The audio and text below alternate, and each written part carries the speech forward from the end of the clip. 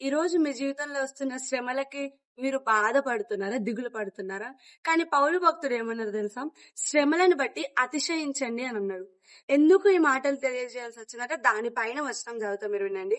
రోమ పత్రిక 5వ అధ్యాయం 8వ వచనంలో, అంతేకాదు శ్రమ ఓర్పును, ఓర్పు పరీక్షను, పరీక్ష నిరీక్షణను కలుగజేయనది అని ఎరిగి శ్రమలయందు అతిశయపడుదుము. ఇక్కడ ఒకదానికొకటి టైఅప్ అయి ఉంది.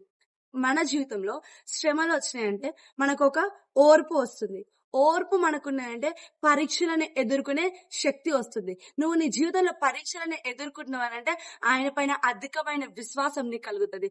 ఈరోజు నీ దేవుని పట్ల విశ్వాసము, నిరీక్షణ కలిగి ఉండాలంటే నువ్వు అన్ని పరీక్షలను ఎదుర్కోవాలి. అన్ని పరీక్షలను ఎదుర్కొనే శక్తి నీలో ఉండాలి. మరి అన్ని పరీక్షలు నీలో ఎదుర్కోవాలనంటే ఓర్పు నీలో ఉండాలి.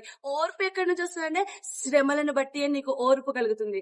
అందుకే పౌలు భక్తుడు అంటున్నాడు, ఈరోజు మన జీవితంలో శ్రమలు వస్తున్నాయంటే మనము అతిశయపడాలి, సంతోషపడాలి. ఎందుకంటే వాటిని బట్టి మనకు ప్రభువునందు నిరీక్షణ కలుగుతుంది.